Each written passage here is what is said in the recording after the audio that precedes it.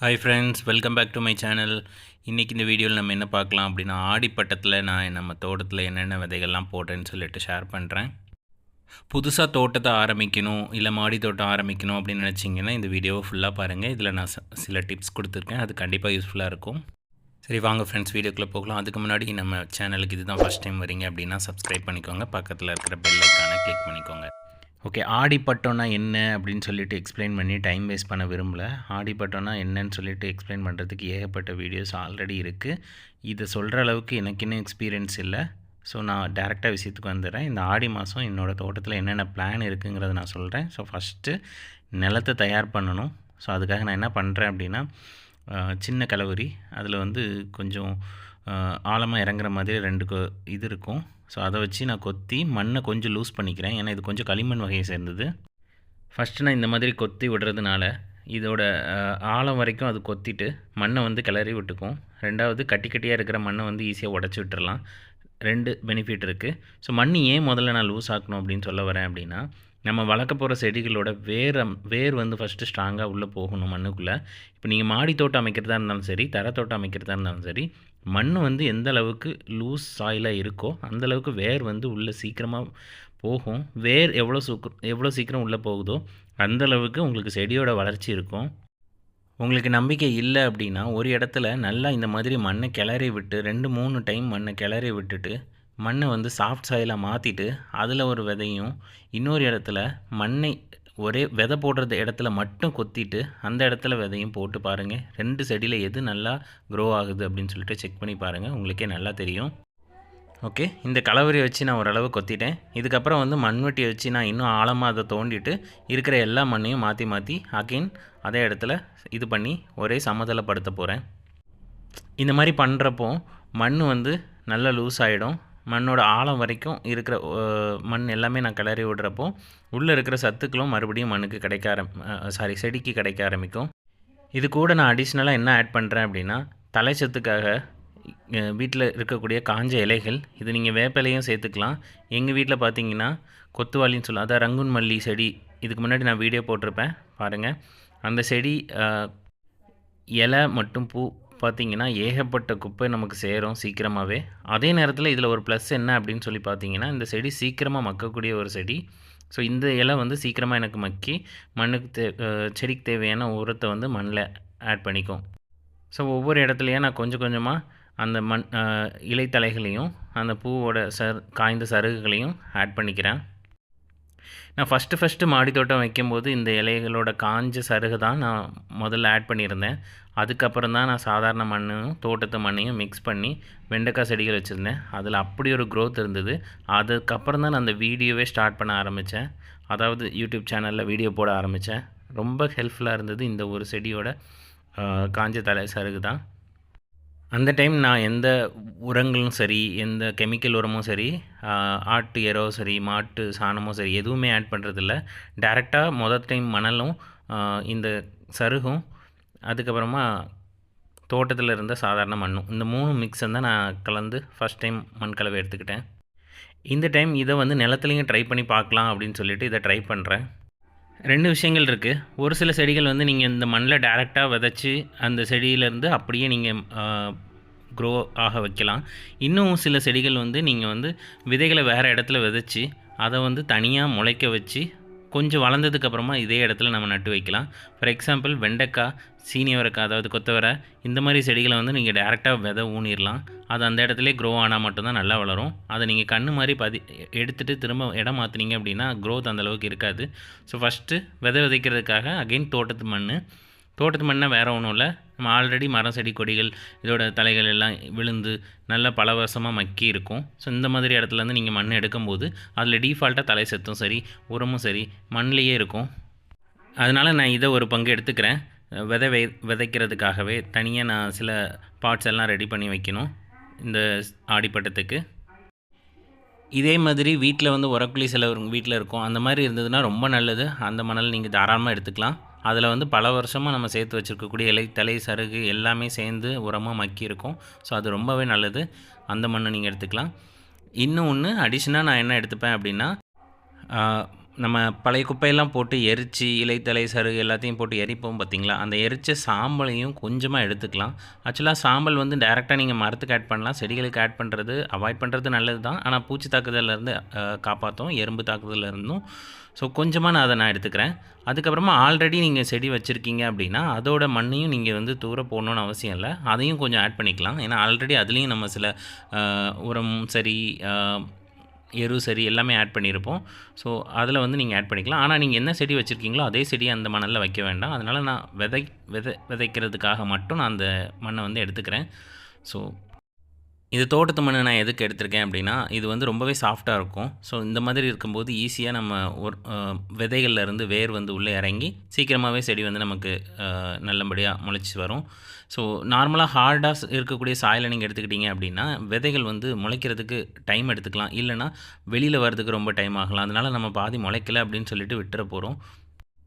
இந்த மாதிரி நல்ல சாஃப்ட்டான மணல் எடுத்துக்கிட்டிங்க அப்படின்னா, விதைகள் எல்லாமே ஒழுங்கா முளைச்சு வந்துரும். சிட்டியில இருக்கிறவங்க பார்த்துக்கிட்டிங்கன்னா, நீங்க இதுக்கு கோகோபீட் ஆட் பண்ணலாம். ஸோ கோகோபீட் வந்து மணல் கூட மிக்ஸ் பண்ணும்போது, இது வந்து ரொம்ப சாஃப்ட்டா மாறும். ஸோ இந்த மாதிரி சாஃப்ட்டா யூஸ் பண்ணுறதுக்கு விதைகள் முளைக்கிறதுக்கு ரொம்பவே யூஸ்ஃபுல்லா இருக்கும். ஸோ ரொம்ப நாளா நான் ப்ரிப்பேர் பண்ணி வச்சுட்டு, பட் இதில வந்து வெறுமனே மல்லிய வந்து நான் பதிய வச்சிருந்தேன். ஸோ அதனால இந்த இதில நான் எதுவும் எக்ஸ்ட்ரா ஆட் பண்ணல. இருக்கக்கூடிய மணல நான் அப்படியே வச்சுக்கிறேன். நார்மலா ஆட்டோட எரு மட்டும் இந்த இடத்துல ஆட் பண்ணிக்கிறேன். லைட்டா குப்பையும் ஆட் பண்ணிக்கிறேன். ஸோ இத மிக்ஸ் பண்ணிவிட்டு, இத வந்து பாத்தி மாதிரி ரெடி பண்ணுறேன். அதாவது கீரை விதைக்கிறதுக்காக பாத்தி மாதிரி ரெடி பண்ணுறேன். ஸோ கீரை தான் ரொம்ப ஈஸியாவே வளரக்கூடிய ஒரு செடி. ஃபஸ்ட்டு நம்ம மாடி தோட்டத்துலயும் சரி, இல்ல தரை தோட்டத்துலயும் சரி, ரொம்ப சீக்கிரமாவே நம்ம அறுவடைக்கு ஒரு செடியை வளர்க்கலாம் அப்படின்னு பார்த்தீங்கன்னா, அது கீரை தான். ஏன்னா, அது முளைச்சி வளர்ந்ததும் இலை விட்டுடுச்சுனாலே நமக்கு அறுவடைக்கு ரெடின்னு அர்த்தம்.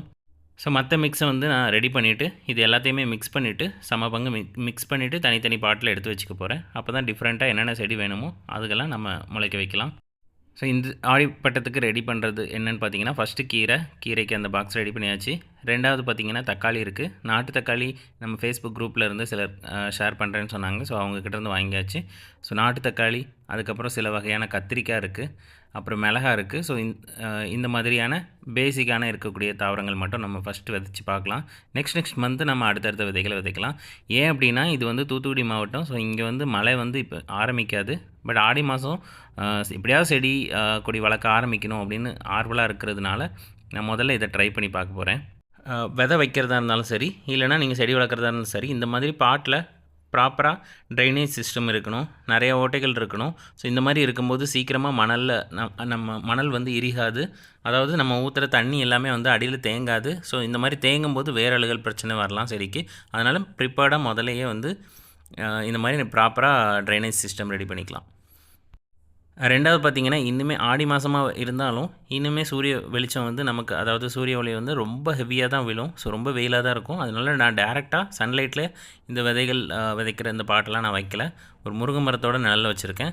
அதுலேயும் முருங்கை மரம், அப்புறம் வேப்ப மரம். இந்த நிழல் வந்து கொஞ்சம் இருக்கிறதுனால உங்களுக்கு வெயில் ரொம்ப படாது. ஸோ கொஞ்சம் மீடியமாக படுற இடத்துல தான் நான் வச்சுருக்கேன். ஸோ விதை முளைச்சி வந்ததுக்கப்புறமா அதை நான் வெயிலில் எடுத்து நட்டிக்கலாம் அப்படின்ட்டு முதல்ல கலவையெல்லாம் ரெடி பண்ணியாச்சு. இனி ஒவ்வொரு இடத்துலையா நீ விதைய ஊன்றதுக்கு முன்னாடி கல், கொஞ்சம் பெரிய சைஸ் கல், மண் அந்த மாதிரி இருந்துச்சுன்னா கொஞ்சம் அவாய்ட் பண்ணிக்கலாம். ஏன்னா விதை முளைச்சி வர்ற இடத்துல வந்து பெரிய சைஸ் கல் இருந்தது அப்படின்னா முளைச்சி வரதுக்கு கொஞ்சம் சிரமப்படும். அப்புறம் பெரிய கட்டை, குச்சி அந்த மாதிரி இருந்ததுனாலும் அதை அவாய்ட் பண்ணிக்கலாம். மண் நல்லா சாஃப்டாக வச்சுக்கோங்க. சாஃப்டாக வச்சதுக்கப்புறமா விதையை விதைக்கலாம். வாங்க ஃபஸ்ட்டு கீரை எடுத்துக்கலாம். ஸோ கீரை விதைக்கிறதுக்கு ஈஸியான வே இது தான்.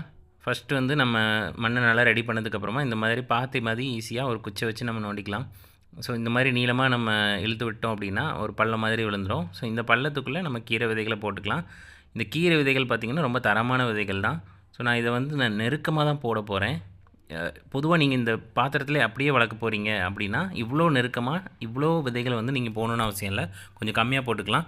நான் வந்து இந்த கீரை என்ன பண்ணுவேன் அப்படின்னா, நல்லா வளர்ந்து வந்ததுக்கப்புறமா கொஞ்சம் ஒரு 4-5 இலை விட்டதுக்கப்புறமா நான் இதை தனித்தனியாக பிரித்து தரையில் நட போகிறேன். ஏன் அப்படின்னா, இந்த தண்டங்கீரை வந்து தனித்தனியாக தரையில் நடும்போது இன்னும் நல்ல க்ரோத் இருந்துச்சு. லாஸ்ட் டைம் நான் இதை எக்ஸ்பீரியன்ஸ் பண்ணேன். அதனால் இந்த மாதிரி ட்ரை பண்ண போகிறேன்.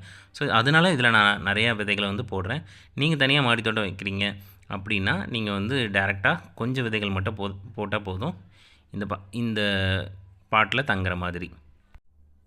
ஒன்ஸ் இந்த கீரை விதைகளை வந்து நீங்கள் விதைச்சிட்டிங்க அப்படின்னா, இதை வந்து மண்ணை வச்சு லைட்டாக மூடி விட்டால் போதும். ரொம்ப மூடினீங்க அப்படின்னா கஷ்டம் தான். ஆனால் கீரை வந்து அடுத்த நாளே கிட்டத்தட்ட ஒரு 2 டேஸ்லேயே உங்களுக்கு வந்து முளைச்சி ஈஸியாக வெளியே வந்துடும். அதேமாதிரி தண்ணி வந்து ஊற்ற வேணாம்.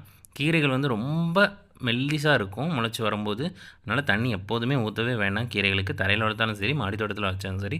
ஸ்ப்ரே பண்ண முடிஞ்சால் ஸ்ப்ரே பண்ணுங்கள், இல்லைனா தொளிக்க முடிஞ்சால் ரொம்ப சாஃப்டாக ஹேண்டில் பண்ணி தொளிச்சு பாருங்கள். ஈஸியாக வளர்ந்து வந்துடும். அடுத்து பார்த்திங்கன்னா தக்காளி இது மாதிரி உங்களுக்கு வீடியோ எடுக்க கொஞ்சம் கஷ்டமாக இருக்குது. ஸோ ஒரு கையில் நான் எடுத்துக்கிட்டேன். ஸோ தக்காளியை வந்து இந்த மாதிரி விதை போட்டுட்டு கொஞ்சமாக மிக்ஸ் பண்ணி விட்டுறேன். நெக்ஸ்ட்டு பார்த்திங்கன்னா கத்திரிக்காயும் இதே மாதிரி கொஞ்சமாக போட்டுட்டு விரசி விட்டுறேன், நாலா பக்கமும் முளைச்சி வர மாதிரி. இதில் வந்து நான் நெருக்கமாக போட்டாலும் ஒன்றும் பிரச்சனை இல்லை, ஏன்னா இதில் வந்து நான் கண்ணை எடுத்து திரும்ப வேறு இடத்துல நட்ட தான் போகிறேன். அகைன் பார்த்திங்கன்னா மிளகாய் அண்ட் கத்திரிக்காய். ஸோ கத்திரிக்காயில் பார்த்திங்கன்னா நிறைய வகையில் தந்திருக்காங்க. ஸோ எல்லா வகையிலையும் ஒரு பாட்டில் தனித்தனியாக போட்டுக்கிட்டேன்.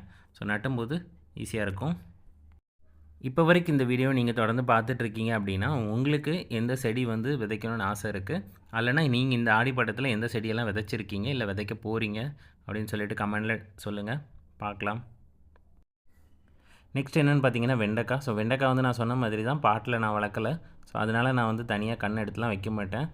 டேரெக்டாக நான் இந்த வாட்டி தரையில் வளர்க்கலான்னு இருக்கேன். ஸோ தரையில் வந்து 2 விதைகளாக நான் போடலான்னு பார்த்தேன். ஆனால் கம்மியாக தான் இருந்தது, அதனால் ஒரு விதைகள் போட்டேன். ஒருவேளை உங்களுக்கு விதைகளோட முளைப்புத்திறன் மேலே நம்பிக்கை இல்லை அப்படின்னு நினச்சிங்கன்னா 2 விதைகள் கூட போடலாம். எந்த கன்று நல்லா வளர்ந்துருக்கோ அதை வந்து நீங்கள் வளர்த்துக்கலாம். எது கொஞ்சம் டல்லாக இருக்கோ அதை வந்து நீங்கள் வேறு இடத்துல வைக்கணுன்னா வச்சுக்கலாம். இல்லைனா என்ன கேட்டால் நான் இதை மட்டும் வளர விடுங்க, 2ஐயும் வளர விடாதீங்கன்னு சொல்லுவேன். நெக்ஸ்ட்டு பார்த்திங்கன்னா சீனியரக்காய், கொத்தவரங்காய். ஸோ வெண்டைக்காய்க்கு கொஞ்சம் தள்ளி கொத்தவரங்காய் போடுறேன். எல்லாமே கொஞ்சம் கேப் விட்டு போடுறேன். ஏன்னா ப்ரீவியஸ் டைம் நான் ரொம்ப நெருக்கமாக போட்டு அறுவடை பெருசாக நான் பார்க்கல, அதனால் தனித்தனியாக போடுறேன். எல்லாருமே அட்வைஸ் பண்ணாங்க. ஸோ நெக்ஸ்ட்டு பார்த்திங்கன்னா சோளம். ஸோ சோளம் நான் கண்டிப்பாக கேப் விட்டு போட மாட்டேன். ஏன் அப்படின்னு பார்த்தீங்கன்னா, சோளம் வந்து எவ்வளோ நெருக்கமாக போடுறீங்களோ அவ்வளோக்கு அதோட அறுவடை வந்து இருக்கும். ஏன் அப்படின்னா சோளக்கதிர் வந்து வரும்போது காற்றுல தன்னால் மகரந்தம் வந்து பரவும். ஸோ இது வந்து நெருக்கமாக இருந்தால் மட்டும்தான் அதிகமாக நமக்கு ஈல்டு கிடைக்கும். ஸோ ரொம்ப கேப் போட்டு வச்சுருந்தீங்க அப்படின்னா ஈல்டு கிடைக்கிறதுல கம்மியாக இருக்கும். இல்லைனா நீங்கள் டேரெக்டாக நீங்கள் பாலினேஷன் பண்ணுறதுக்கு ட்ரை பண்ணணும். எப்படின்னா அந்த மகரந்தத்தை வந்து லைட்டாக தட்டி விட்டிங்கன்னா மகரந்த தூள் வந்து பரவும். இயற்கையாகவே நடக்கணும்னு பார்த்தீங்கன்னா நீங்கள் நெருக்கமாக வச்சுக்கிட்டிங்கனாலே போதும். ஸோ ஒன்ஸ் எல்லாமே நாங்கள் விதைச்சிட்டோம் அப்படின்னா நெக்ஸ்ட்டு வந்து தண்ணி ஊற்றணும். ஸோ இந்த இடத்துல நான் சொன்ன மாதிரி தான் தண்ணி வந்து தெளிச்சே பழகுங்க. செடி நல்லா மலர்ந்து வர வரைக்கும் தெளித்து பழகுங்க. எல்லாமே ஒரு 3 to 1 வாரத்துக்குள்ளே முளைச்சி வந்துடும். ஸோ இந்த வாரத்தில் அப்டேட் பார்த்திங்கன்னா எனக்கு கீரை மட்டுமே முளைச்சி வந்திருக்கு. மற்ற எதுவும் இன்னும் முளைச்சி வெளியே தெரியல. ஸோ கீரை பார்த்திங்கன்னா சிவப்பு தண்டி கீரை. ஸோ இதில் இவ்வளோ நெருக்கமாக வளர்ந்துருக்கு. கொடுத்த விதையில் ஒன்று கூட விடாமல் எல்லாமே முளைச்சிருக்கும் போல். ரொம்ப தரமான விதையை தந்திருக்காங்க. ரொம்ப thanks. Many thanks for watching this video, and next week இன்னொரு அப்டேட்டில் நம்ம பார்க்கலாம். Thank you for watching.